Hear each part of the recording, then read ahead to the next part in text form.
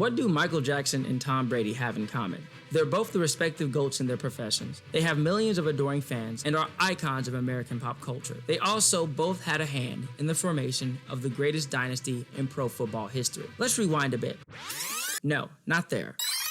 There. Billy Sullivan was a respectable entrepreneur who had ventures in the newspaper and oil business. In the late 1950s, Sullivan requested a franchise in the Boston area. As strange as it seems now, the Boston area was viewed as a death sentence for an NFL franchise, with the two previous teams folding and another franchise relocating. The NFL denied Sullivan's request, which prompted him to go to the upstart AFL and try his luck. Luck would look kindly on old Billy as he was able to purchase the 8th and final team, the Boston Patriots, for $25,000. The Sullivans were not the wealthiest owners in the NFL. Their financial undoing came in the 80s, where the family made a string of bad investments, none of them more prominent than the 1984 Victory Tour.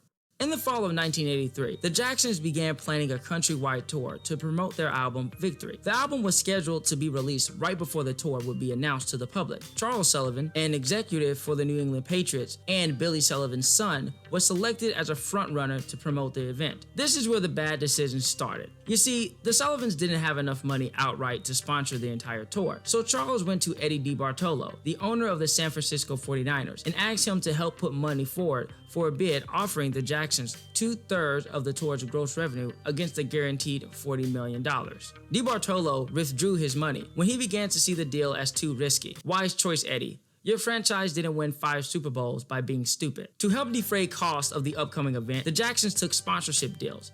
One of those deals would be Pepsi, and Michael was tasked with doing commercials with the brand. During the filming of one of the 2 commercials, Michael suffered 2nd and 3rd degree burns on his scalp when a firework effect malfunctioned, catching his hair on fire. This led to his subsequent drug abuse. So as we can see, this is getting off to a great start. By April of '84, Sullivan was selected as the promoter of the most anticipated tour of the year. The deal was very generous to the Jacksons. The Jacksons would receive 83.4% of gross potential ticket revenues, 25 percentage points higher than the industry standard at the time. This basically meant that the group would be paid as if the show had sold out, regardless of whether it did, which of course was not expected to be an issue for the king of pop. Sullivan even used the Patriots' home stadium as collateral for the deal. He also gave Michael an advance of $18 million for a designer jeans brand, a brand that would never fully materialize before Sullivan was forced to stop productions. To receive more revenue, the Jacksons and Sullivan implemented a lottery system that would have people send in money for a shot at winning 4 tickets. The money would then be sent to a short-term fund that would accrue interest. The winners would get the tickets, and the losers would have their money refunded in a 6 to 8 week period. Because only 1 in 10 people would win the lottery, the fund would have more money than there were tickets to sell, and the Jacksons and Sullivans expected to earn around $10 to $12 million in interest. Everybody was on board with the plan except Michael, who said that it would be a public relations disaster. The tickets would already be more expensive than what other concerts were charging, and the $120 price to buy 4 of them would alienate many in his fan base that were not financially secure. The Jacksons and Sullivans decided to go along with the plan anyway. After receiving a letter from an 11-year-old fan that called him selfish, MJ released a press conference stating that the lottery system would be discontinued. The show still sold out, and on the surface, things looked great. But Sullivan was starting to sweat financially when another big issue reared its head. That big issue being the gigantic stage that the Jacksons would be using. The 331-ton set that Michael had designed would take up 1/3 of a football field and was so large that it took up space meant for seats in some venues. This meant even more lost revenue. It took 30 tractor trailers to haul the behemoth from place to place. Between the tractor trailers and the employees on the payroll, overhead expenses soon reached $1 million a week. The further into the tour it got, the more things began to unravel. The group's novelty began to wear off, and thousands of tickets would go unsold, and concerts would be canceled. Sullivan was so short on cash, he stopped making payments to the Jacksons. The tour ended on a rain-soaked day in Los Angeles.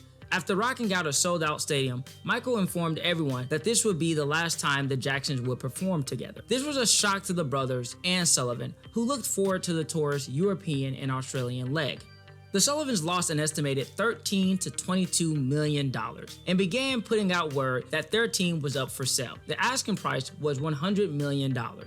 In 1985, the Patriots had a Cinderella run and made it to Super Bowl 20. It was great news for the Sullivans because the Pats winning a Lombardi trophy would yield more fan interest and, more importantly, buyers' interest in the team. However, we know how that game turned out.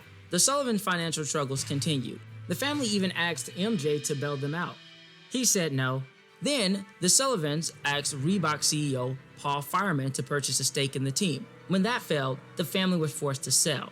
In 1988, Sullivan Stadium was sold to paper magnate Robert Kraft. The stadium was considered worthless and outdated, but this purchase did include the Patriots' lease to the stadium, which ran through 2001. Kraft tried to buy the team as well, but was outbid by personal care businessman Victor Kiam.